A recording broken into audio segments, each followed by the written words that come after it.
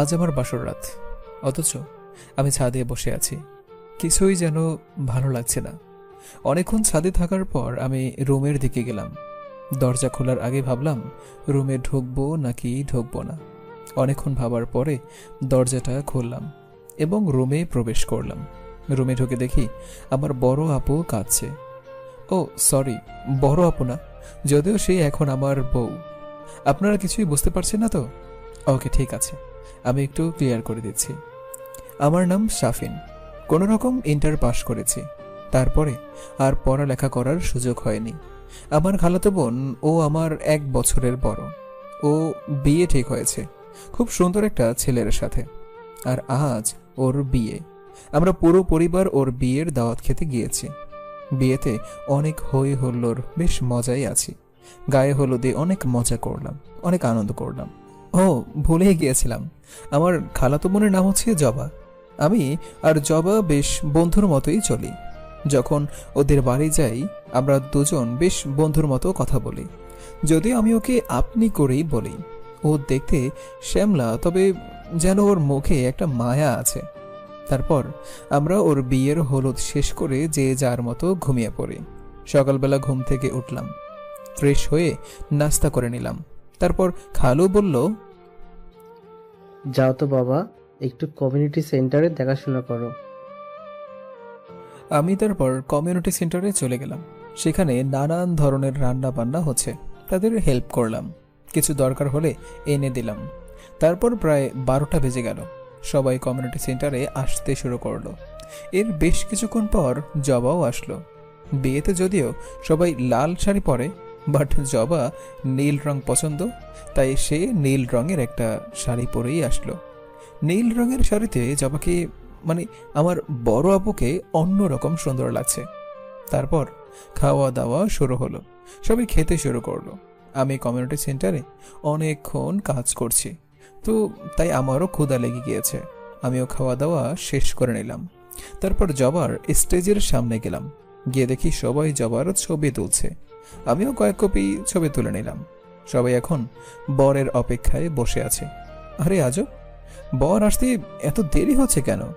সময় প্রায় 2টা পার হয়ে গেল, কিন্তু বর এখনো আসছেই না।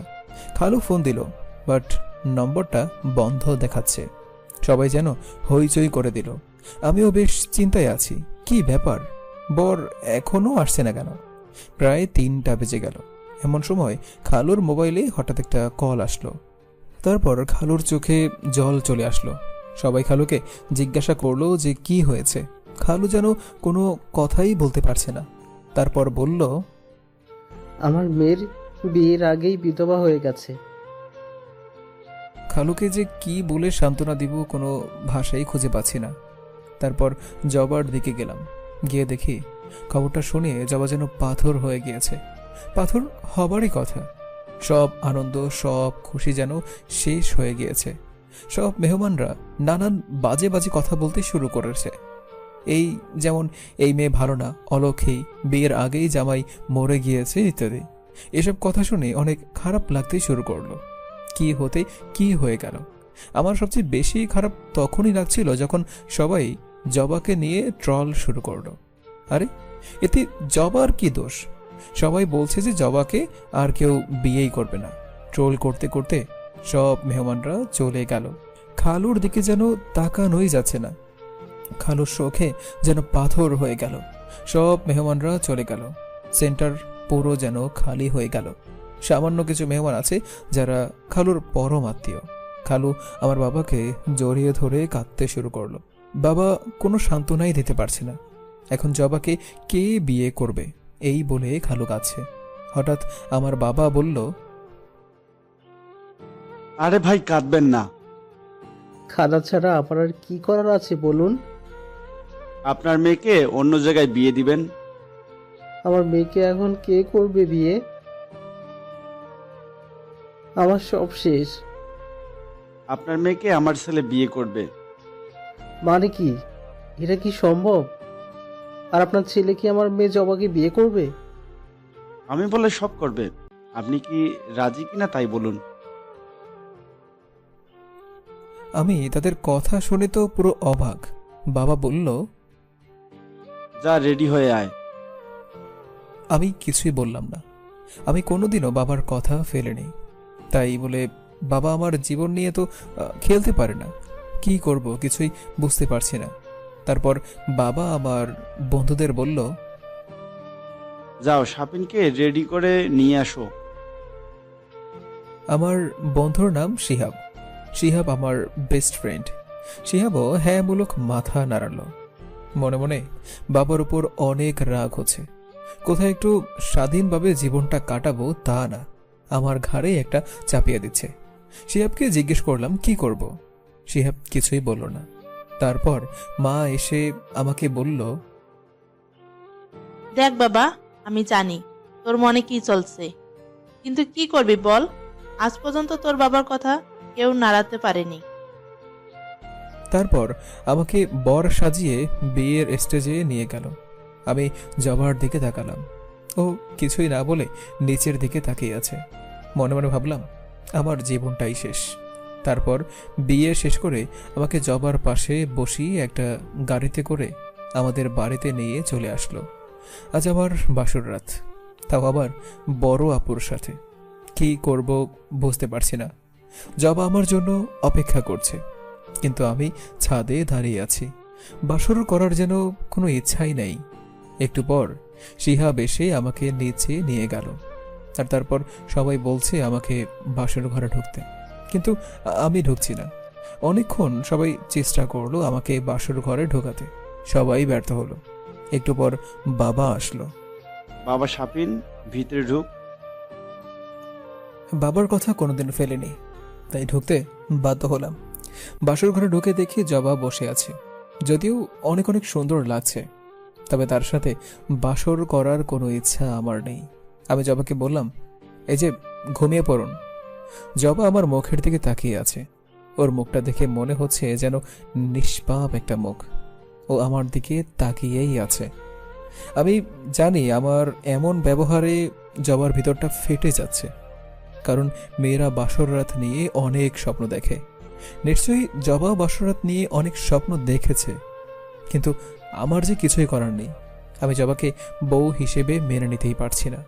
আমার ইচ্ছার বিরুদ্ধে বাবা আমাকে জবার সাথে বিয়ে করতে বাধ্য করেছে।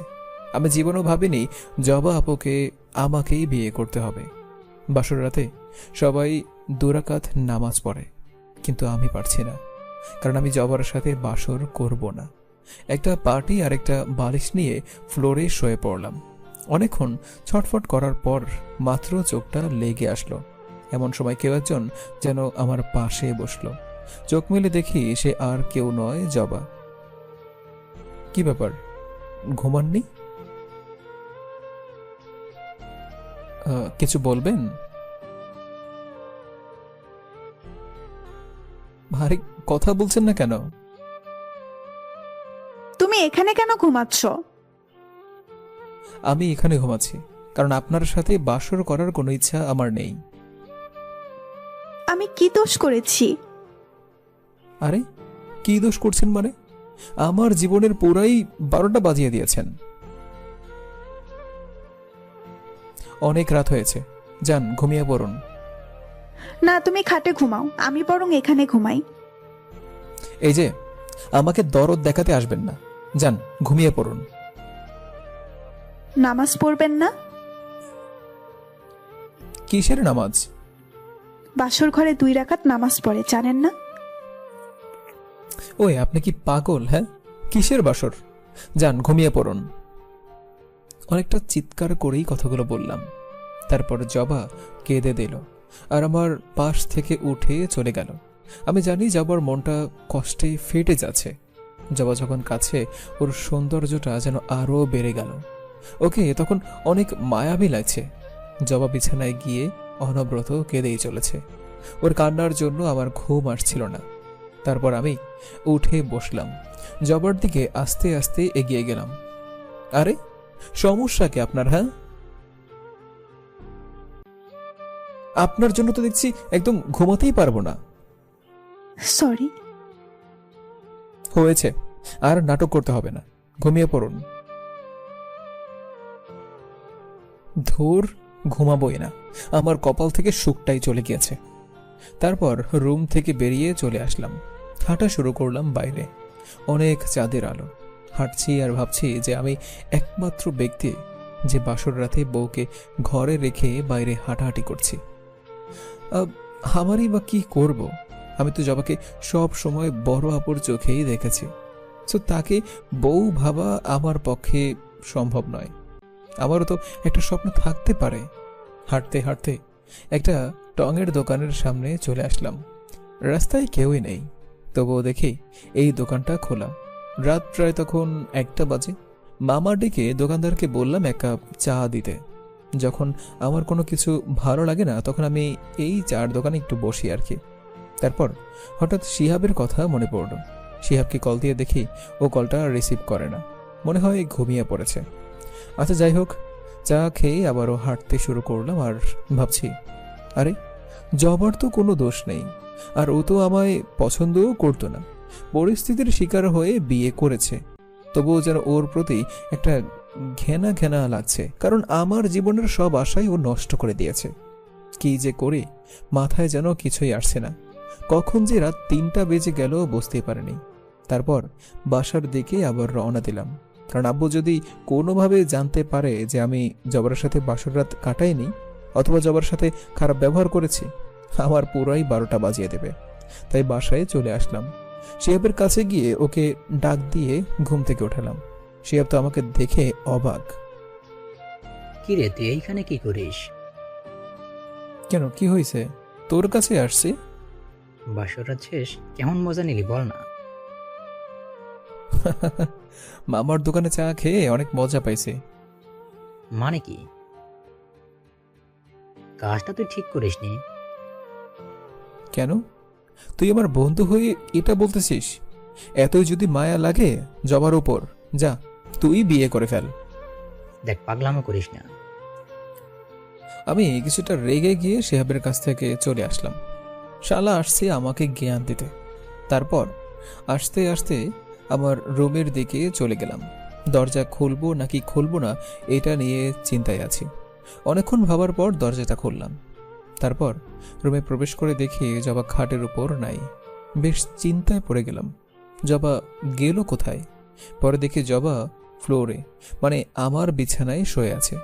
জবার কাছে গিয়ে বসলাম, ওর দিকে অনেকক্ষণ তাকিয়ে রাখলাম। তারপর ভাবছি জবা বিছানা ছেড়ে ফ্লোরে কেন ঘুমাচ্ছে। যাই হোক, ঘুমের মধ্যে জবাকে বেশ সুন্দর লাগছে। তারপর আমি গিয়ে বিছানায় শুয়ে পড়লাম। সারাদিন খাটাখাটি আর টেনশনে যেন শরীরটা একদম ক্লান্ত লাগছে। তাই বিছানায় মাথা লাগানোর সাথে সাথেই চোখে ঘুম চলে আসলো। একটু পর কপালে যেন নরম ছোঁয়া অনুভব করলাম। একটু একটু করে চোখটা খোলার চেষ্টা করলাম। দেখি জবা আমার মাথায় হাত বোলাচ্ছে। তারপর আমি উঠে বসলাম। জবা হাতটা সরিয়ে নিল। তখন আমি, ওই, আপনাকে না বলছি আমাকে দরদ দেখাতে আসবেন না? আমার কারো কোনো দরদের প্রয়োজন নেই। সরি। হয়েছে, এখন যান, আমাকে একটু শান্তিতে থাকতে দেন। একটা কথা বলবো? জি বলেন। আমার দোষটা কি? দোষ আমার কপালের যে আপনাকেই বিয়ে করতে হলো। আমার সব আশা নষ্ট হয়ে গিয়েছে। তুমি বিয়ে কেন করলে? তখন কেন এইসব কথা বলনি কেন? ওই, আপনি জানেন না যে আব্বু আমাকে জোর করে বিয়ে করতে বাধ্য করেছে? তুমি এখন কি চাও? মরতে চাই। দেখুন, আমি আপনাকে বউ হিসেবে মানতে পারবো না। আমার গার্লফ্রেন্ড আছে। এই কথা বলে আমি ওয়াশরুমে চলে গেলাম। তারপর ফ্রেশ হয়ে বাইরে চলে গেলাম। তখন প্রায় সকাল হয়ে গিয়েছে। আসলে আমার কোনো গার্লফ্রেন্ড নেই। জবাকে আমি মিথ্যা কথা বলেছি। জবা খুব কাছে। ওর কান্না দেখে আমার খুব খারাপ লাগছে, কিন্তু কি করব? আমি যে সারা জীবন তাকে বড় আপুর চোখেই দেখে এসেছি। তাকে বউ হিসেবে মানা আমার পক্ষে একদমই সম্ভব নয়। তারপর শিহাবকে ঘুম থেকে উঠিয়ে বাইরে গেলাম। শিহাব আমাকে অনেক বোঝালো জবাকে মেনে নিতে, কিন্তু আমি কিছুতেই তা পারছি না। তারপর আমার বাকি বন্ধুদের সাথে দেখা হলো। আমার যে বিয়ে হয়েছে ওরা সবাই জেনে গিয়েছে। ওরা আমাকে নিয়ে বিভিন্ন ট্রল করতে শুরু করলো। আমি চুপ করে বসে আছি। হঠাৎ বাবা কল দিল। কই তুই? এই তো বাবা, একটু বাইরে আসছি। আজকেও কি তোকে আড্ডা দিতে হবে নাকি? ইয়ে, না মানে একটু কাজে আসছিলাম বাবা। আরে বাহ, তুই আবার কবে এত কাজের লোক হয়ে গেলি? তাড়াতাড়ি বাসায় আয়, জবার বাবা মা আসছে। কি? আ, ওরা কেন আসছে? ওরা কি তোকে জিজ্ঞেস করে আসবে নাকি? ওদের মেয়েকে ওরা দেখতে আসছে। তুই তাড়াতাড়ি বাসায় আয়। আচ্ছা ঠিক আছে। বন্ধুদের কাছ থেকে বিদায় নিয়ে বাসার দিকে রওনা দিলাম। ভাবছি আমি বুঝি ফেসে গেলাম। জবা যদি ওর বাবা মাকে সব বলে দেয়, আর খালু যদি তা বাবাকে বলে দেয়, তাহলে আমার রক্ষা নাই। বাবা আমাকে মেরেই ফেলবে। ভাবতে ভাবতে বাসায় চলে গেলাম। তারপর বাবার রুমে গেলাম। বাবা কিছু টাকা দিয়ে একটা বাজার লিস্ট হাতে ধরিয়ে দিয়ে বলল, যা বাজার করে আয়। আমি হ্যাঁ সূচক মাথা নাড়ালাম। তারপর বাজারে গেলাম। সব বাজার করে বাড়ি ফিরছি। এমন সময় একটা বন্ধুর সাথে দেখা হলো। ওর নাম তানবীর। কিরে বাসরাত কেমন কাটালি? হ্যাঁ রে মামা, টঙের দোকানে চা খেতে খেতে বেশ ভালোই কাটলো। মানে কি? সব কিছু খুলে বললাম। তারপর বাসার দিকে রওনা দিলাম। গিয়ে দেখি জবার মা বাবা চলে এসেছে। আমি বাজারগুলো মাকে দিয়ে আব্বুর কাছে গেলাম। আব্বু আর খালু দুজন গল্প করছে। তারপর আব্বু বলল, কিরে, সালাম কর তোর শ্বশুরকে। আমি একটু আনইজি ফিল করলাম শ্বশুর বলাতে আব্বু। তারপর খালুকে সালাম করলাম। আব্বু বলল, যা জবা মামনিকে নিয়ে আয়। আমি দাঁড়িয়ে রইলাম। আব্বু বলল, কিরে, শুনতে পাসনি কি বললাম? আমি হ্যাঁ সূচক মাথা নাড়িয়ে আমার রুমের দিকে চলে গেলাম।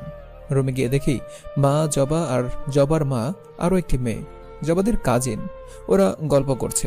এমন সময় আমাকে দেখে জবার মা বলল, আরে বাবা, ভিতরে আসো। আমি রুমে ঢুকলাম। এমন সময় আমার আম্মু বলল, কিরে, তোর শাশুড়িকে সালাম কর। আমি সালাম করলাম। তারপর তার রুম থেকে চলে গেল। আমি জবাকে বললাম, আব্বুর রুমে চলেন। জবা আমার দিকে হাঁ করে তাকিয়ে আছে। রাতে মনে হয় অনেক বেশিই কান্না করেছে। চোখ দুটো লাল হয়ে আছে। আরে তাকিয়ে আছেন কেন মুখের দিকে? আমাকে এর আগে কখনো দেখেননি নাকি? জি চলো। আগে আমার একটু কথা শোনেন। জি বলো। কাল রাতে আমাদের মাঝে কি হয়েছে তা যেন কিছুতেই বাবা জানতে না পারে। আপনি চিন্তা করবেন না, আমি কিছুই বলবো না। জি চলুন। একটা কথা বলবো? কি কথা? প্লিজ আমার জন্য আমার বাবাকে কিছু বলবেন না। আমার বাবা হার্টের রুগী, আর আমি আমার বাবাকে অনেক ভালোবাসি। জবার কথা শুনে অনেকটা অবাক হলাম। আমি জানি আমার খালু হার্টের রোগী, কিন্তু এটা জানতাম না যে জবা খালুকে এত ভালোবাসে। তারপর জবাকে নিয়ে বাবার রুমে গেলাম। বাবা আমায় বলল, এই সাপিন, জবার কাঁধের উপর হাতটা রাখতো। আমি কি করব কিছুই বুঝতে পারছি না। এখন যদি হাত না রাখি তাহলে সবাই আমাদের সন্দেহ করবে।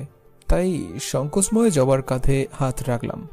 জবার কাঁধে হাত রাখায় জবা একটু চমকে গিয়ে আমার দিকে লাজুক দৃষ্টিতে তাকালো। দেখুন না বেয়াই, দুজনকে খুব সুন্দর মানিয়েছে। জি ভাই, আমার মেয়ের সাথে আপনার ছেলে মানে জামাইবাবুকে বেশ ভালো মানিয়েছে। যা সাপিন, মামনিকে নিয়ে ভিতরে যা। তারপর জবার কাঁধে হাত রেখে জবাকে আমার রুমে নিয়ে আসলাম। আমি রুমে প্রবেশ করার সঙ্গে সঙ্গে জবার কাঁধ থেকে হাতটা সরিয়ে নিলাম। আমি হাত সরিয়ে নেয় জবা আমার দিকে কাঁদো কাঁদো চোখে তাকিয়ে আছে। মেয়েটাকে দেখে বেশ মায়া লাগছে, কিন্তু আমার যে কিছুই করার নেই। আমি তাকে ভালোবাসার চোখে দেখতে পারবো না। তারপর জবা বলল, ধন্যবাদ। কিসের জন্য? এই যে তুমি আমার বাবাকে কিছু বলনি। সেটা আমি আপনার জন্য আপনার কাঁধে হাত রাখিনি। আমি আমার বাবার বলাতে রেখেছি। সো ধন্যবাদ দেওয়ার কোনো প্রয়োজন নেই। আম্মু বলেছে কাল তোমাকে নিয়ে আমাদের বাসায় যেতে। আমি কি পাগল হয়েছি যে আপনার সাথে আপনাদের বাসায় যাব? আপনি বরং একাই চলে যান। প্লিজ না করো না। ওই, আপনাকে একবার বলছি না আমি যাব না? তারপর জবা মাথা নিচু করে কেঁদে দিল আর হাত জোর করে আমায় বলল, প্লিজ না করো না। আমার এমনিতেই সব সম্মান শেষ। তুমি তো জানো কমিউনিটি সেন্টারে লোকেরা আমাকে নিয়ে কি বাজে কথা বললো। এখন তুমি যদি না চাও, এটা যদি লোকজন শুনতে পারে তাহলে আমায় আরো বাজে কথা বলবে। জবা কান্না করে এমন কথা বলাতে আমার খুব খারাপ লাগতে শুরু করলো। কি করব বুঝতে পারছি না। তারপর দুপুরে সবাই একসাথে খাওয়া দাওয়া শেষ করলাম। আব্বু আর খালু তারা দুজন কথা বলছে। তো বেয়াই আজকে থেকে যান। না বেয়াই, আসলে বাড়ি পুরো ফাঁকা হয়ে আছে। তাই তো, আপনাকে জোর করতে পারছি না। তো বেয়াই, কাল জবাকে আর আমাদের জামাইকে পাঠিয়ে দিয়েন।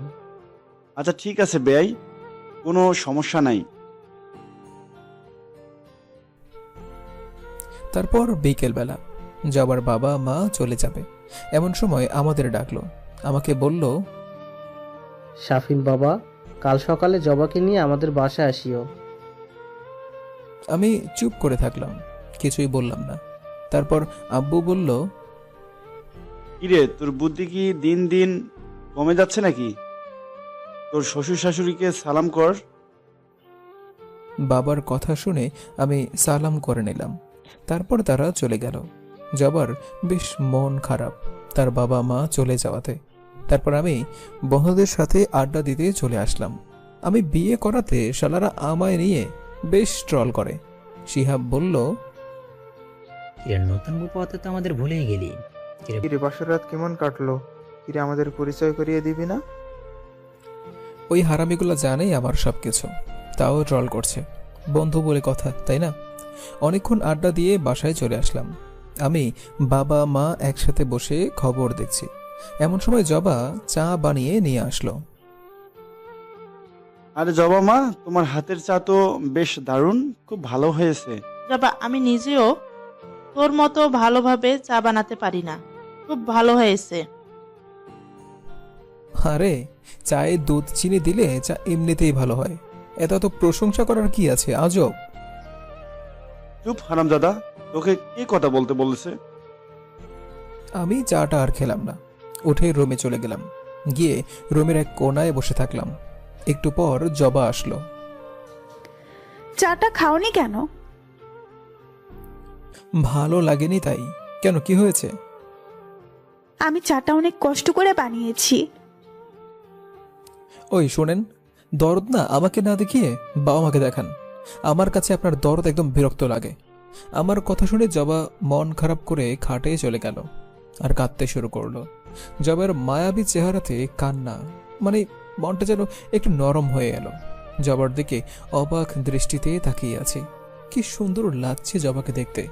একটু পর মা ডাকলো, জবা মা, খেতে আসো। সাফিন, জবাকে নিয়ে খেতে আয়। আমি জবার সামনে গেলাম। এই যে হয়েছে, আর ঢং করতে হবে না, মা ডাকছে, খেতে আসেন। তারপর খাওয়া দাওয়া করে আমি রুমে চলে আসলাম। এসে একটা পার্টি আর একটা বালিশ নিয়ে ফ্লোরে শুয়ে পড়লাম। শুয়ে শুয়ে ভাবছি, আহ কি জীবন আমার। এমন সময় জবা আসলো, এসে আমার পাশে বসলো। একটা কথা বলবো? বলেন। তোমার নিচে থাকতে কষ্ট হবে, তুমি বিছানায় ঘুমাও, আমি বরং নিচে ঘুমাই। ওই, আপনাকে কতবার বলবো যে আমাকে দরদ দেখাতে আসবেন না? এসব দরদ না আমার বিরক্ত লাগে। কি হলো, তাকিয়ে আছেন কেন? যান, গিয়ে শুয়ে পড়ুন। কালকে কি আমরা যাব? কোথায়? আমাদের বাড়িতে। দরকার নেই, যান ঘুমিয়ে পড়ুন। তারপর জবা কাঁদতে কাঁদতে আমার পাশ থেকে উঠে খাটে চলে গেল। জবার কান্না দেখে আমার খুব খারাপ লাগতে শুরু করলো। চিন্তা করতে করতে ঘুমিয়ে গেলাম। সকাল হলো, ওয়াশরুমে গিয়ে ফ্রেশ হলাম। নাস্তা করে ভাবছি বন্ধুদের সাথে আড্ডা দিব, তারপর ঘর থেকে বার হব এমন সময় বাবা ডাক দিল। সাফিন, জি বাবা। এখনো রেডি হসনি? কেন বাবা? জবাদের বাড়িতে যাবি না? না বাবা, আমার ভালো লাগছে না। বললেই হলো, যা রেডি হয়ে আয়। আমি সিএনজি ড্রাইভারকে আসতে বলেছি। কে আর করব, বাবার কথা না শুনলে আমায় বাড়িতেই ঢুকতে দেবে না। তাই রেডি হয়ে জবাকে নিয়ে রওনা দিলাম।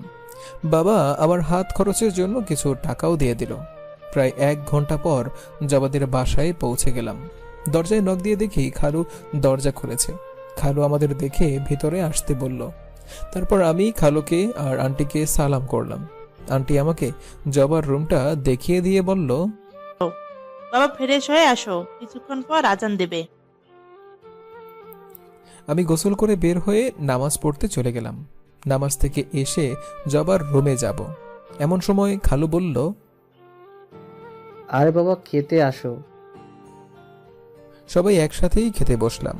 খাবারের আইটেম দেখে তো আমি অবাক। আরে বাহ, একেই বলে জামাই আদর। তারপর খাওয়া দাওয়া শেষ করে জবার রুমে গিয়ে শুয়ে আছি। শরীরটা খুব ক্লান্ত থাকায় ঘুম চলে আসলো। কিছুক্ষণ ঘুমানোর পর বাইরে ঘুরতে গেলাম। আসলাম রাত ঠিক 9টা বাজে। তারপর খালু বলল, কি রে বাবা, কোথায় গিয়েছিলে? আমি একটা বায়না মেরে দিলাম। রাতে খাওয়া দাওয়া শেষ করে আমি জবার রুমে চলে গেলাম। কিছুক্ষণ পর জবা আসলো। আমি জবাকে দেখে খাট থেকে উঠে সোফায় গিয়ে শুয়ে পড়লাম। তুমি সোফায় কেন, খাটে ঘুমাও। না, আপনি খাটে ঘুমান, আমি সোফায় থাকতে পারবো। তুমি সোফায় ঘুমাবা, এটা যদি সবাই জানতে পারে তাহলে কি হবে? সমস্যা নেই, জানবে না। না, তুমি খাটে ঘুমাও, আমি বরং অন্য রুমে গিয়ে ঘুমাবো। তারপর আমি বললাম ঠিক আছে। আমি খাটে গিয়ে শুয়ে পড়লাম। কিছুতেই ঘুম আসছে না। তারপর কোল বালিশটা জড়িয়ে ধরে ভাবলাম, শালার আমি একমাত্র জামাই যে কিনা বউকে রেখে কোল বালিশ নিয়ে শুয়ে আছি। একটু পর ঘুম চলে আসলো। মাঝরাতে হঠাৎ কেমন জানি লেগে উঠল। আরে, কোল বালিশ তো এত নরম হয় নাকি? এটা ভেবেই যেন কুল পাচ্ছি না। তারপর চোখ মেলে দেখলাম জবা আমাকে জড়িয়ে ধরে ঘুমিয়ে আছে। আমি অনেকটা অবাক হলাম। অনেকক্ষণ জবার দিকে তাকিয়ে থাকলাম। কি নিষ্পাপ চেহারা, চোখ যেন ফেরাতেই পারছি না। আমার মনে হচ্ছে যেন আমি জবার প্রতি প্রথম ক্রাশ খেলাম। আমি একটু নড়াচড়া করতেই জবা আমাকে আরো শক্ত করে জড়িয়ে ধরে আছে। জবার মাথা আমার বুকে রাখা। এই প্রথম কোনো মেয়ে আমার বুকে মাথা রাখল। জবার গরম নিঃশ্বাস আমার বুকে পড়ছে। আমি যেন অন্য জগতে হারিয়ে গেলাম। তারপর আমি হঠাৎ করেই ভাবলাম, আমি তো জবার প্রতি কোনো ভালোবাসা দেখাবো না, কারণ আমি তাকে আমার বউ হিসেবে মানতে পারছি না। কারণ সারা জীবন সে আমার বড় আপু ছিল। হঠাৎ করেই জবাকে আমার বুক থেকে সরিয়ে দিলাম। তারপর আমি সোফায় গিয়ে শুয়ে পড়লাম। ভাবছি, আমি কি পৃথিবীতে একমাত্র বর যে কিনা বউয়ের ভালোবাসায় বিরক্ত বোধ করে? যাই হোক, তারপর ঘুমিয়ে গেলাম। সকালবেলা জবার ডাকেই ঘুম ভাঙল। তারপর আমি উঠে ফ্রেশ হলাম। তারপর জবা আমাকে নাস্তা এনে দিল। নাস্তা খেতে খেতে, তোমাকে না বললাম সোফায় না ঘুমাতে? আমি তো খাটেই শুয়েছি, কিন্তু আপনি কাল রাতে আমার পাশে শুয়েছেন কেন? আর আমার ঘুমের 12টাও বাজিয়ে দিলেন কেন? বারে, আমার বরের পাশে আমি ঘুমাচ্ছিলাম, তাতে তোমার সমস্যা কোথায়? আরে, কে আপনার বর? আমি না ফাঁদে পড়ে আপনাকে বিয়ে করেছি বাবার জন্য, নাহলে জীবনেও আমি বিয়ে করতাম না। আর রাতে আপনাকে আলগা পিরিত দেখাতে কে বলেছে? হ্যাঁ, আপনাকে আমি কতবার বলবো যে আলগা পিরিত আমার ভালো লাগে না। হয়েছে, আর ঢং করতে হবে না। আর আমি বেরোলাম এখন। কোথায় যাচ্ছ? সেটা আপনাকে না বললেও চলবে। একটু কথা ছিল। কি কথা? একটু তাড়াতাড়ি ফিরবে প্লিজ, আমার বান্ধবীরা তোমায় দেখতে আসবে। আরে, আমায় দেখার কি আছে? আমার বান্ধবীরা আর আমার কিছু কাজিন তোমায় দেখতে আসবে। কিছু না বলেই বাসা থেকে বের হয়ে গেলাম। এখানে বন্ধু বান্ধব না থাকায় সময়টাও কাটছে না। একদিকে হাঁটা শুরু করলাম। হাঁটতে হাঁটতে একটা রাস্তা পার হব, এমন সময় একটা গাড়ির ধাক্কা খেয়ে জ্ঞান হারিয়ে ফেলি। জ্ঞান ফেরার পর দেখি আমি হাসপাতালের সিটে শুয়ে আছি। কে এনেছে আমায় কিছুই জানি না। রাত বাজে প্রায় 9টা।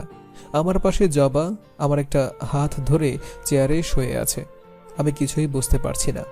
হঠাৎ জবা চোখ মেলে আমায় বলল, এখন কেমন লাগছে তোমার? একটু ভালো লাগছে। কোন দিকে তাকিয়ে হাঁটো? একটু দেখে চলতে পারো না? যদি তোমার কিছু হয়ে যেত? আমায় হাসপাতালে কে নিয়ে এসেছে? তুমি যখন রাস্তায় পড়েছিলে তখন এক লোক তোমার নাম্বার থেকে আমাকে কল দেয়। তারপর তোমাকে নিয়ে আমরা হাসপাতালে আসি। আমার আব্বু আম্মু কি খবরটা জানে? আমি কল দিয়ে বলেছি, ওনারা এসেছে। কই? ওনারা এখন আমাদের বাসায় অনেকক্ষণ ছিল, তোমার এখানে। তখন তুমি অজ্ঞান ছিলে। তারপর বাবা ওনাদের আমাদের বাসায় নিয়ে যায়। অনেক রাত তো হলো তাই। তো আপনি কেন বসে আছেন? আপনিও চলে যান, আমি একাই থাকতে পারবো। কি যে বলো না, তোমায় রেখে আমি যেতে পারি? তুমি চিন্তা করো না, ডাক্তার বলেছে তোমার তেমন কিছুই হয়নি। তোমাকে কাল বাসায় নিয়ে যেতে পারবো। আমি মনে মনে ভাবছি জবা আমাকে মনে হয় সত্যি সত্যিই ভালোবাসে। তারপর জবা আমাকে বলল, কিছু খাবে? আমি বললাম না। তারপর জবা বলল, ঘুমিয়ে যাও, চিন্তা করো না, আমি আছি। আমি ঘুমিয়ে গেলাম। পরের দিন সকালে আমাকে সোজা আমাদের বাড়িতে নিয়ে যাওয়া হলো। আমার অ্যাক্সিডেন্টের খবর শুনে আমার সব বন্ধুরা আমায় দেখতে আসলো। মাথা ব্যথার জন্য আমি শোয়া থেকে উঠতেও পারছি না। জবা আমাকে সারা দিন সেবা করলো। ও নিজ হাতে আমাকে খাবার খাইয়ে দিত। যদিও আমি খেতে চাইনি, কিন্তু না খাওয়া ছাড়া তো কোনো উপায় নেই। রাত হলো। জবা একটা পার্টি আর একটা বালিশ নিয়ে নিচে শুয়ে আছে। আমি তখন ঘুমিয়েছিলাম। মাঝ রাতে হঠাৎ কেউ একজন আমার মাথায় হাত বোলাচ্ছে।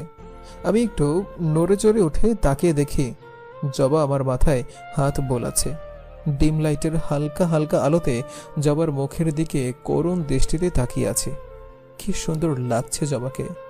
তবুও জবার মন খারাপের কারণ আমি তাকে বউ হিসেবে এখনো মেনে নেইনি। এভাবে 2 দিন আমি বিছানায় ছিলাম। তারপর একদিন বন্ধুদের কল দিলাম। ওরা আসলো এবং আড্ডা দিতে শুরু করলাম। ওরা আমাকে জিজ্ঞেস করলো, বউ কেমন? আমি ওদের জবার ব্যাপারে সব খুলে বললাম।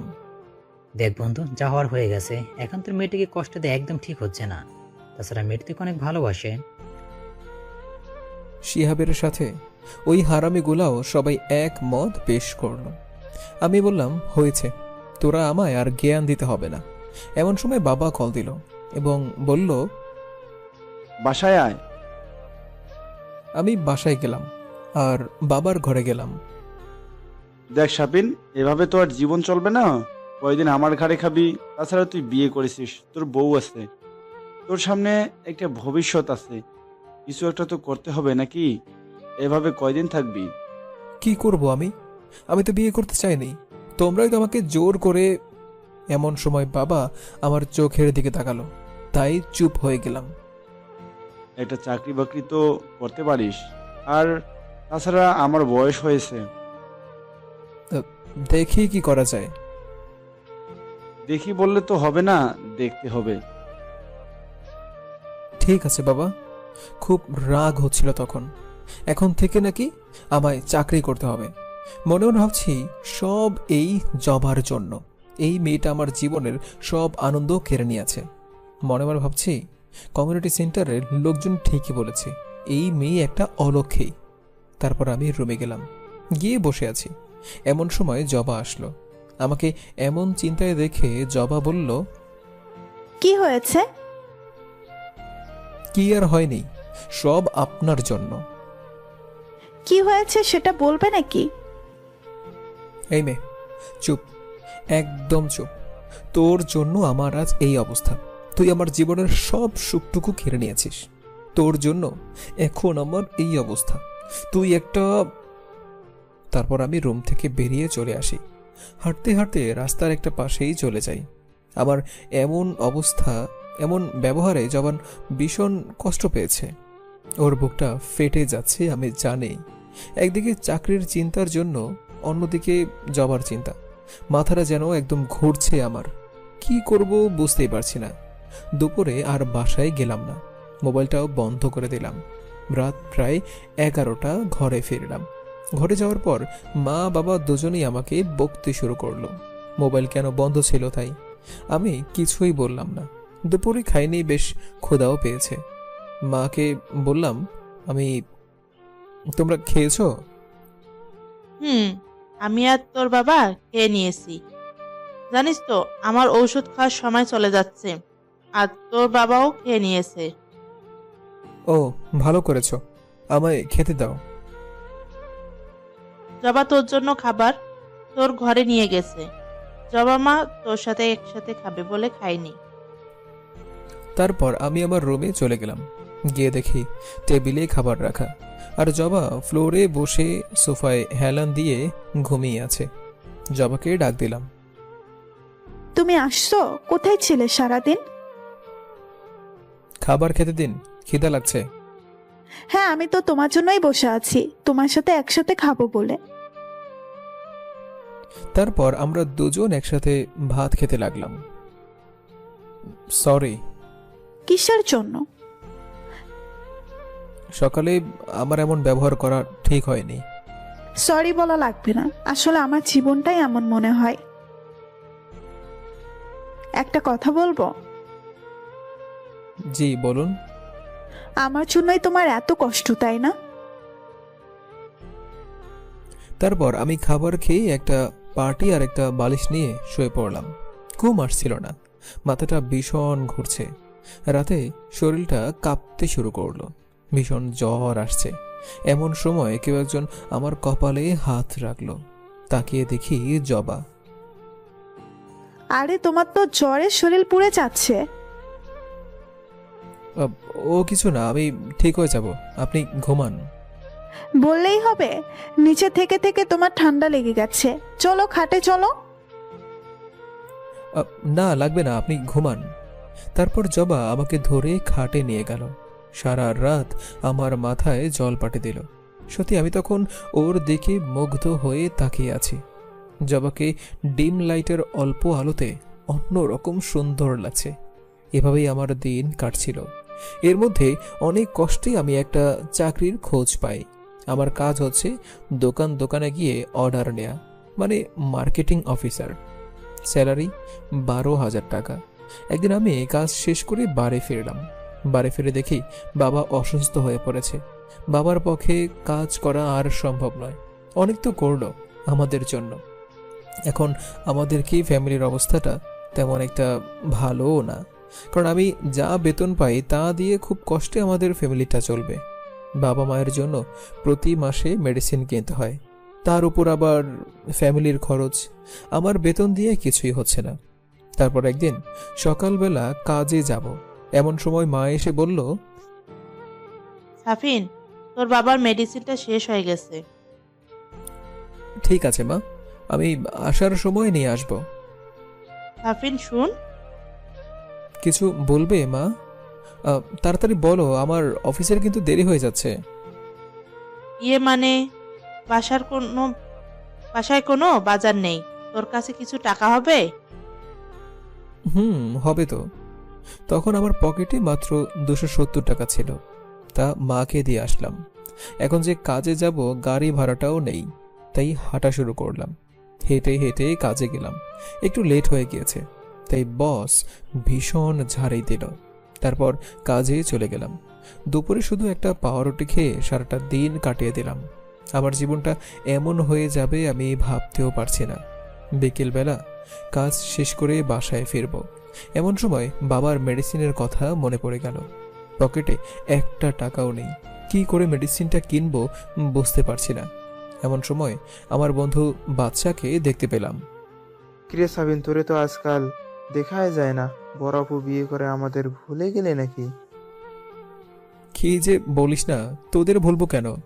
আর আসলে বন্ধু, আমার জীবনটা না বদলে গিয়েছে রে। কি হয়েছে বল তো? আর তোকে দেখতে এমন লাগছে কেন? সব কিছু খুলে বললাম। চিন্তা করিস না, দেখবি সব ঠিক হয়ে যাবে। আচ্ছা, জবার কি খবর? আছে কোনো রকমে। আসলে বাচ্চা, তোকে একটা কথা বলবো ভাবছি। বল। আহ, তোর কাছে 500 টাকা হবে? আমি তোকে মাস শেষে বেতন পেলেই দিয়ে দেব। এই নিয়ে ধর, যখন হাতে হয় দিস। তারপর বেশ কিছুক্ষণ ওর সাথে আড্ডা দিয়ে মেডিসিনগুলো কিনে বাসায় রওনা দিলাম। বাসায় গিয়ে মায়ের হাতে মেডিসিনগুলো দিলাম। মা বলল, ফ্রেশ হয়ে খেতে আয়। তারপর আমি ফ্রেশ হয়ে টেবিলে বসলাম। আমি, বাবা, মা, আমরা 3জন খাবার খাচ্ছি। এমন সময় বাবা বলল, হ্যাঁ রে শাপিন, তোর খুব কষ্ট হচ্ছে তাই না? কেন? আমার আবার কিসের কষ্ট? আমি তো ভালোই আছি। আমাকে যাই বলিস, আমি জানি একটা ফ্যামিলি চালানো কত কষ্ট। বাবা, বাদ দাও তো এসব। আচ্ছা বাবা, জবা কই? ও খেতে আসছে না কেন? ওহ, আমি তো তোকে বলতে ভুলেই গেছি, বিয়ের পর থেকে বাপের বাড়ি যায়নি মেয়েটি। সকালে তোর খালু এসেছিল জবাকে নিতে। জবা তোকে অনেকবার কল দিয়েছে, তোর ফোন বন্ধ ছিল, তাই আমি যেতে বলেছি। ও আচ্ছা, ঠিক আছে। তারপর আমি রুমে গিয়ে শুয়ে পড়লাম। ভীষণ আরাম লাগছে। কতদিন পর একটু বিছানায় ঘুমাচ্ছি। এমন সময় জবা ফোন দিল। বলেন। সরি, আসলে তোমায় অনেকবার কল দিয়েছি, তোমার মোবাইল বন্ধ ছিল। কয়দিন থাকবেন ওখানে? জানি না। আর তোমার কাছে থেকেই বা কি লাভ? না আছে ভালোবাসা, না আছে শেয়ারিং। ফোনটা কেটে দিলাম। তারপর মনে মনে ভাবছি, সত্যি তো আমি জবার জন্য কিছুই করতে পারিনি। ভাবতে ভাবতে ঘুমিয়ে পড়লাম। এভাবে 2-3 দিন কেটে গেল। একদিন সকালে কাজে যাব, এমন সময় বাবা বলল, শাপিন, তুই কি কাজে যাচ্ছিস? জি বাবা, কেন কিছু লাগবে?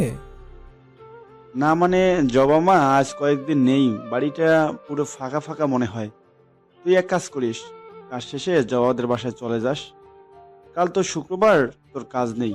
রাতটা থেকে কাল বিকেলে জবাকে নিয়ে চলে আসিস।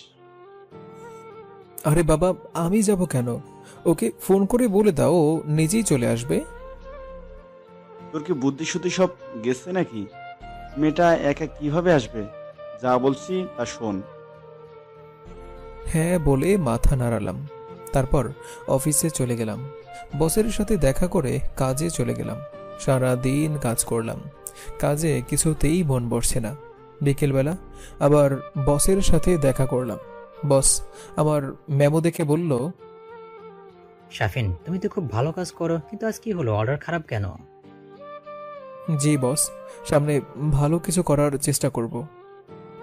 তাই যেন হয়। ওকে, বাসায় চলে যাও। তারপর আমি একটা বাসে উঠে জবাদের বাসার দিকে রওনা দিলাম। প্রায় বেশ কিছুক্ষণ পর জবাদের বাসায় পৌঁছালাম। আমি দরজায় নক দিলাম। খালু এসে দরজা খুলল। খালু আমায় দেখেই বলল, আরে বাবা, তুমি? আমি বললাম, কেন আসতে পারি না? তখন খালু বলল, তা না, আসলে তুমি তো আমাদের বাড়িতে আসতেই চাও না। যাও বাবা, জবার রুমে যাও। তারপর আমি জবার রুমে গেলাম। জবা আমাকে দেখে হা করে তাকিয়ে আছে। তুমি? হ্যাঁ আমি। এতে অবাক হওয়ার কি আছে? না মানে, তুমি তো আমাদের বাড়িতে আসতেই চাও না। আপনাকে নিতে এসেছি। বাবা মা আপনাকে ছাড়া নাকি থাকতে পারছে না। ও, বাবা মার জন্য এসেছো, নিচে থেকে আসোনি? বাবা মা আপনাকে ছাড়া থাকতে পারছে না। আর আপনি তো জানেন, বাবা মা আপনাকে তাদের মেয়ের চোখেই দেখে। তুমি ফ্রেশ হয়ে নাও, আমি খাবার বাড়তে যাচ্ছি। তারপর আমি ফ্রেশ হয়ে সবাই একসাথে খাবার খেতে বসলাম। খাবার খেয়ে আমি জবার রুমে চলে গেলাম। কিছুক্ষণ পর জবা আসলো। জবাকে দেখে আমি সোফায় চলে গেলাম। তারপর জবা গিয়ে আমার পাশে বসলো। আমি জবার দিকে তাকিয়ে আছি। কখন যাবেন বাসায়? কাল সকালে। ঠিক আছে। জি, আপনি ঘুমিয়ে পড়ুন। তুমি খাটে ঘুমাও। আপনি কোথায় ঘুমাবেন? তোমার সাথে ঘুমানোর ভাগ্যটা তো আমার নেই, তাই অন্য রুমে ঘুমাবো। এই বলে জবা বড় একটা নিঃশ্বাস ফেলল। তারপর জবা রুম থেকে চলে গেল। আমি খাটে গিয়ে শুয়ে পড়লাম। ভাবছি জবা কত ভালো একটা মেয়ে। আমি এমন ব্যবহার করি তাও ও আমায় ভালোই বাসে। সারাদিন কাজ করছি, তাই অল্প কিছুক্ষণের মধ্যে ঘুম চলে আসলো। মাঝরাতে হঠাৎ কেউ যেন আমায় জড়িয়ে ধরে আছে। আস্তে আস্তে চোখ খুলে দেখি জবা আমায় জড়িয়ে ধরে আছে আর খুব কাঁদছে। আমি জবার দিকে তাকিয়ে থাকলাম, তাকে কিছুই করলাম না। পরের দিন আমরা সকালবেলা বাড়ির দিকে রওনা দিলাম। বেশ কিছুক্ষণ পর বাড়ি গিয়ে পৌঁছালাম। কিরে, তোকে না বললাম বিকেলবেলা আসতে? আমার ভালো লাগছিল না, তাই চলে এলাম। এভাবেই আমাদের দিন কাটতে লাগলো। একদিন আমি অফিস থেকে বাড়ি ফিরলাম। বাসায় এসে শুনি আমার চাচাতো বোনের বিয়ে ঠিক হয়েছে। আমি খুবই চিন্তায় পড়ে গেলাম। মানে সংসারের খরচটা দিতে পারছি না, এখন আবার বিয়ের খরচ। বাবা মায়ের কাপড় চোপড় সব পুরনো হয়ে গিয়েছে। ওদিকে জবারও কোনো ভালো ড্রেস নেই। কি করি? তার পরের দিন সকালে কাজে বের হব, এমন সময় মা ডাকলো। সাফিন, পরশুদিন তোর চাচাতো বোনের বিয়ে। জি মা, মনে আছে। বিয়ে তো অনেক খরচ, তাছাড়া জবার ভালো কোনো জামা নেই। তোমাদেরও তো কোনো ভালো কাপড় নেই। আমাদের না হলেও চলবে, আমরা কোনো রকম সামলে নিব। দেখি কি করা যায়। হ্যাঁ রে সাফিন, তোর খুব কষ্ট হচ্ছে তাই না? আরে মা, কি বলো? আমার আবার কিসের কষ্ট? ঠিক আছে, আমি দেখি কি করা যায়। আর একটা কথা, বলো। বাসায় কোনো বাজার নেই, তোর কাছে কিছু টাকা হবে? হবে তো। তারপর মায়ের হাতে কিছু টাকা দিয়ে আসলাম। এখন আর মানিব্যাগ একদম খালি। আজও হেঁটে হেঁটে কাজে যেতে হলো। হাঁটা শুরু করলাম আর ভাবছি কি করব। মাথাটা যেন ঘুরছে। অনেকক্ষণ হাঁটার পর কাজে চলে গেলাম। তারপর কাজ শুরু করলাম। দুপুর হলো, অনেক ক্ষুধা পেয়েছে, তাই একটা দোকানে ঢুকে একটা পাউরুটি দিয়ে পানিতে চুবিয়ে চুবিয়ে খাচ্ছি। কিন্তু টাকাটা যেভাবে হোক জোগাড় করতেই হবে। শখের মোবাইলটা বিক্রি করে দিলাম, কিন্তু মোবাইলের যা দাম পেলাম তা দিয়ে কিছুই হবে না। হাতের দিকে তাকিয়ে আছি। আমার বন্ধু শিহাব আমাকে একটা অনেক দামি ঘড়ি গিফট করেছিল। মনে মনে ভাবলাম, বন্ধু আমায় ক্ষমা করিস, তোর বন্ধু আজ ভালো নেই। তোর দেয়া স্মৃতিটুকু আজ শেষ করে দিলাম। ঘড়িটাও বিক্রি করে দিলাম। কখনো ভাবিনি আমার জীবনটা এরকম হয়ে যাবে। তারপর বাসায় গেলাম, সবাইকে নিয়ে একটা মার্কেটে গেলাম। আব্বুর জন্য দুটো পাঞ্জাবি, আম্মুর জন্য দুটো শাড়ি, আর জবার জন্য ওর পছন্দ মতো একটা জামা নিলাম। আর ফাঁকে আমি একটা দোকানে ঢুকে একটা সিম্পল ফোন কিনেও নিলাম। সব কিছু মিলিয়ে টাকা শেষ। আমার জন্য কিছুই নিতে পারলাম না। ভাবছি আমার লাগবেও না, যা আছে তাতেই চলবে। সবাইকে নিয়ে বাসায় রওনা দিলাম। রাতের খাবার খেয়ে আমি রুমে গিয়ে শুয়ে আছি। এমন সময় জবা এসে দরজাটা লাগিয়ে দিল। তোমার জন্য কিছু কিনোনি? আমার লাগবে না, তাছাড়া আমার তো আছে। কি আছে আমি তো জানি। তোমার ফোন কোথায়? তাতে এটা কার ফোন? সব বললাম। তাই বলে তোমার শখের মোবাইল আর তোমার বন্ধুর দেওয়া গিফট বিক্রি করে দিলে? মোবাইল দিয়ে আমি কি করব? তাছাড়া মোবাইল চালানোর সময় নেই। একটু দাঁড়াও, আমি আসছি। তারপর জবা আলমারি খুলে একটা প্যাকেট আমার হাতে দিল। কি এটা? পাঞ্জাবি।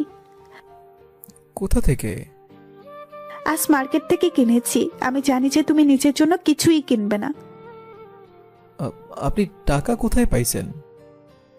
আমার জমানো সামান্য কিছু বাবার বাড়িতে টাকা ছিল, তা দিয়েই কিনেছি। আচ্ছা, এত প্রশ্ন না করে দেখো তো পাঞ্জাবিটা তোমার পছন্দ হয়েছে নাকি। আর প্লিজ, পাঞ্জাবিটা তুমি অবশ্যই পরবে, আমি অনেক শখ করে কিনেছি তোমার জন্য। তারপর আমি নিজেকে আর ধরে রাখতে পারলাম না। জবার হাতটা ধরে এক টান দিয়ে জবাকে বুকে জড়িয়ে নিয়ে কাঁদতে শুরু করলাম। জবা আমাকে এত ভালোবাসে, আর তাকে আমি দিনের পর দিন শুধু কষ্টই দিয়ে যাচ্ছি। জবাও আমাকে জড়িয়ে ধরে কান্না করে দিল। এই প্রথম আমি জবাকে স্পর্শ করেছি। আমার কান্না যেন থামছেই না। কান্না করতে করতে জবাকে বলছি, আমি আপনাকে এত কষ্ট দিই, তাও আপনি আমাকে কেন এত ভালোবাসেন? তারপর জবাকে অনেকক্ষণ জড়িয়ে ধরে রাখলাম। তারপর জবাকে বললাম, আপনাকে অনেক কষ্ট দিয়েছি, তাই না? তোমার কোনো কষ্ট আমার কাছে কষ্ট লাগেনি, কারণ আমি তোমার বাবা মায়ের আদর পেয়েছি। আর কোনো দিনও আপনাকে কষ্ট দেব না। জানো সাফিন, আমি না জানতাম তুমি আজ না হয় কাল ঠিকই আমায় মেনে নেবে, আর আমি না তোমায় অনেক ভালোবাসি। হয়েছে, এবার ছাড়ো, চলো খাবার খাই, অনেক ক্ষুধা লেগেছে। আর একটু জড়িয়ে থাকো না প্লিজ, আমার না অনেক ভালো লাগছে। তারপর সবাই একসাথে বসে রাতের খাবার খেলাম। কাল আমার চাচাতো বোনের বিয়েতে যেতে হবে। আমার চাচা আমাদের পাশের গ্রামেই থাকে। সকালবেলা আমি জবা আর বাবা মাকে নিয়ে রওনা দিলাম। বিয়েতে অনেক আনন্দ করলাম। ও, একটা কথা বলতে ভুলেই গিয়েছি, আমার চাচাতো বোনও আমার ক্লাসমেট। আর গায়ে হলুদে সবাই যার যার মতো পাঞ্জাবি পরল। আমি জবার পাঞ্জাবিটা পরলাম। তারপর বাইরের দিকে আসলাম। আসতেই দেখি জবা আমার সামনে। জবা আমাকে দেখেই বলল, আরে বা, তোমায় তো পাঞ্জাবিটাই বেশ মানিয়েছে, তোমায় খুব সুন্দর লাগছে। আপনাকেও অনেক সুন্দর লাগছে, জামাটাই বেশ মানিয়েছে। আচ্ছা, নিজের বউকে কেউ আপনি করে বলে? আপনি আমার বড়, আপনাকে তো আপনি করেই বলতে হবে। না, আপনি বলা লাগবে না, তুমি করে বলবে। বিয়েতে এত লোক সবাই যদি জানে যে তুমি আমায় আপনি করে বলো, তাহলে মান-ইজ্জত তোমারই যাবে। আচ্ছা ঠিক আছে, আজ থেকে তুমি করে বলবো। জবা হেসে বলল, আচ্ছা যাও, বাইরে হলুদে যাও। আমি বাইরে গেলাম। তারপর বাইরে গিয়ে নীরব একটা জায়গায় বসে আছি। সেদিন চলে গেল। পরের দিন বিয়ে। সারা বাড়ি হইচই শব্দ। প্রায় দুপুর হলো। খাওয়া দাওয়াও শুরু হলো। একটু পর বরযাত্রী চলে আসলো। বিয়ের অনুষ্ঠান প্রায় শেষ। আমার এখন বিয়ে বাড়ি থেকে চলে যেতে হবে, কারণ বস মাত্র 2 দিন ছুটি দিয়েছে। আর বাবা মাকে বললাম যে যাব, কিন্তু আমার চাচা কিছুতেই বাবা মাকে যেতে দিবে না। আরও 2 দিন নাকি থাকতে হবে। আমি জবাকেও তাদের সাথে থাকতে বলে চলে আসলাম। পরের দিন কাজে বের হলাম।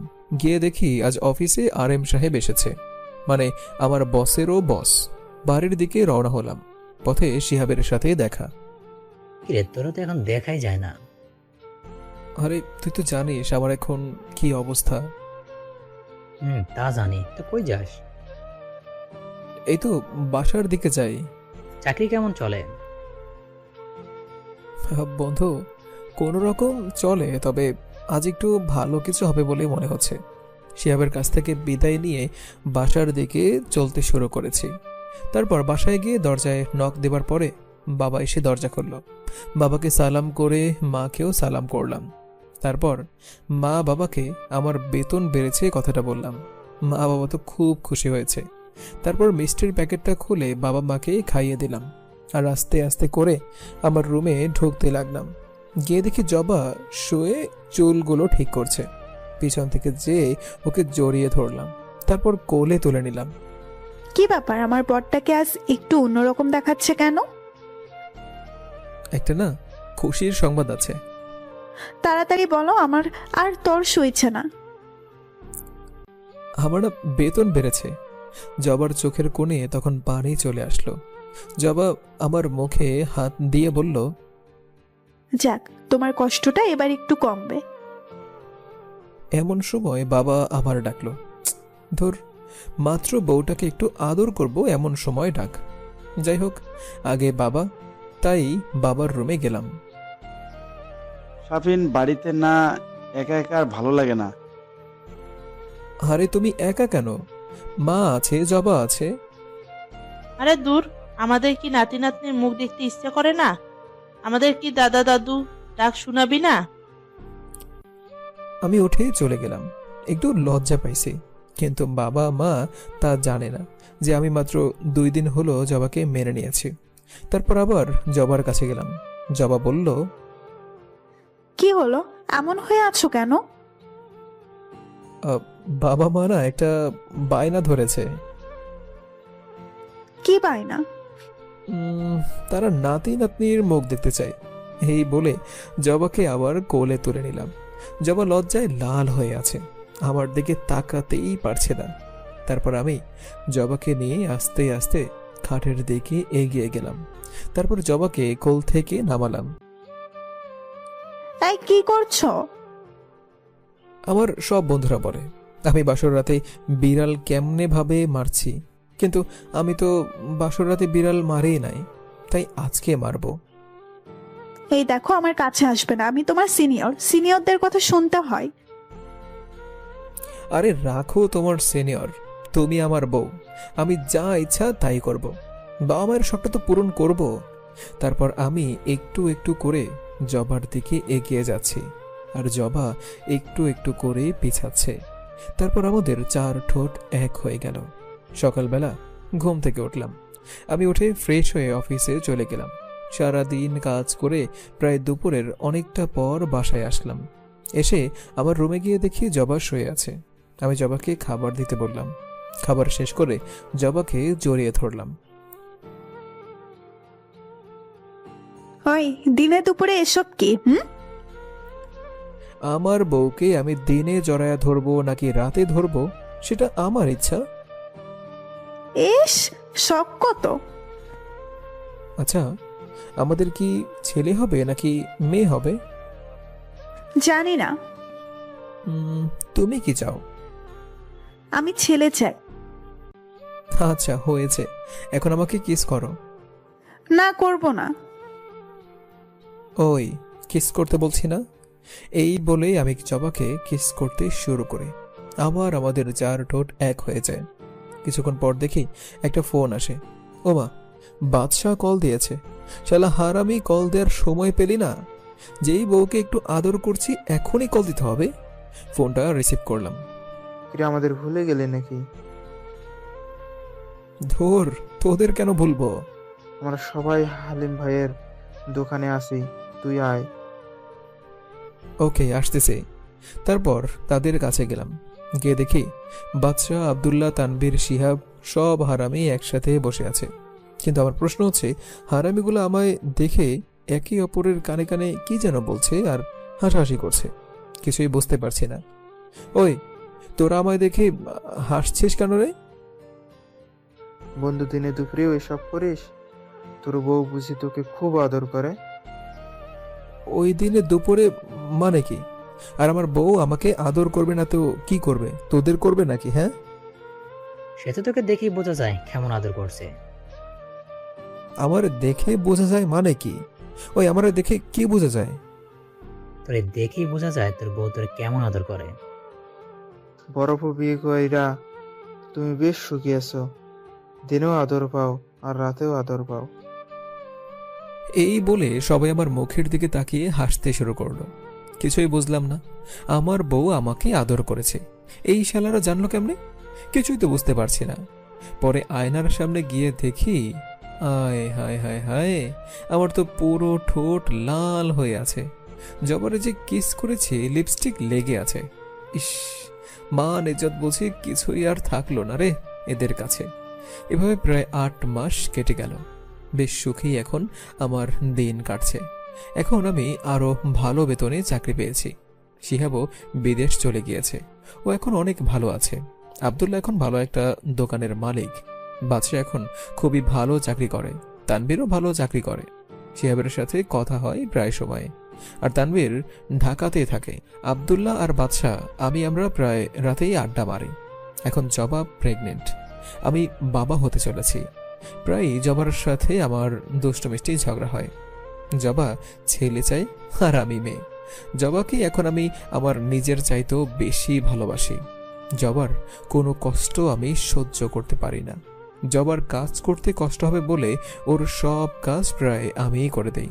জবা যদিও আমায় নিষেধ করে, বাট আমি শুনি না। অনেক কষ্ট করার পর আমার জীবনে সুখ নেমে এলো। বুক ভরা সুখ নিয়ে আমি এখন বেঁচে আছি। একদিন সকালবেলা অফিসে গেলাম। সারাদিন কাজ করার পর রাতেই বাসায় ফিরলাম। বাসায় গিয়ে দেখি জবা শুয়ে আছে। আমি জবার পাশে গিয়ে বসলাম এবং জবার মাথায় হাত বুলাতে লাগলাম। আর তো বেশি দিন নেই।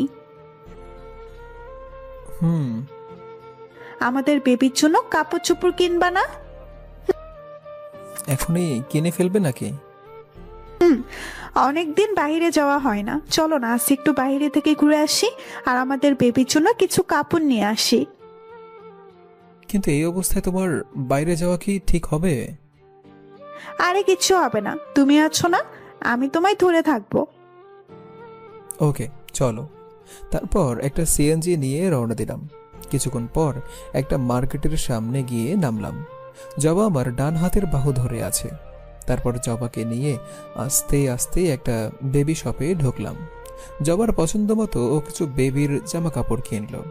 তারপর জবাকে নিয়ে একটা খেলনার দোকানে গেলাম, আর কিছু খেলনাও কিনে নিলাম। তারপর বাসার দিকে রওনা দিলাম। এখন আমরা দুজনেই বুক ভরার স্বপ্ন নিয়ে বেঁচে আছি। আমাদের বেবি হবে, কত স্বপ্ন কত কি। আমি রাতে খাবার খেয়ে ছাদের নিচে দাঁড়িয়ে আছি, হাতে সিগারেট। পিছন দিক থেকে কেউ যেন আমার ঘাড়ে হাত রাখলো। তাকিয়ে দেখি জবা। হাত থেকে সিগারেটটা নিচে ফেলে দিলাম, কারণ সিগারেটের ধোঁয়া জবার নাকে ঢুকলে ক্ষতি হতে পারে। সাথে কি করছো, ঘুমাবে না? এমনি দাঁড়িয়ে আছি। তোমার মুখ এত শুকনো শুকনো লাগছে কেন? না এমনি। তোমার ছাড়া ঘুম আসছে না, চলো তো, অনেক রাত হলো। যাব। কিছু ভাবছো? দেখো না, পুরোনো দিনগুলোতে কত কিছু হয়ে গেল। আমি নিজেও কত কষ্ট করছি, আর তোমাকেও কত কষ্ট দিচ্ছি। ওসব কথা আর মুখেও আনবা না। তুমি আমায় কোনো কষ্ট দাওনি, আর আমি তো এখন সুখে আছি, তাই না? তুমি বাবা মার সামনে আমাদের বেবি আসবে, আমার চেয়ে সুখী আর কে বলো? এভাবে প্রতিটা মুহূর্ত সুখের ঘরে আমাদের দিন কাটছে। প্রতিদিনের মতো আজও আমি সকালবেলা অফিসে চলে যাই, কাজ করছি। এমন সময় হঠাৎ আমার ফোনে একটা কল আসে। রিসিভ করে দেখি বাবা। হ্যাঁ বাবা, বলো। তুই তাড়াতাড়ি হাসপাতালে আয়, আমরা জবাকে নিয়ে হাসপাতালে আসছি। জবার অবস্থা ভালো না। তখন যেন হঠাৎ আমার মাথায় আকাশ ভেঙে পড়ল। সাথে সাথে হাসপাতালে চলে গেলাম। গিয়ে দেখি আব্দুল্লাহ বাইরে বেডে বসে আছে। আমায় দেখেই বলল, তুই আসছিস? জবার অবস্থা খুব বেশি ভালো না। বাচ্চা ভিতরে গেছে, জবাকে রক্ত দিতে। জবার রক্তর প্রয়োজন। আব্দুল্লাহর কথা শোনা মাত্রই এক দৌড়ে গেলাম ডক্টরের কাছাকাছি।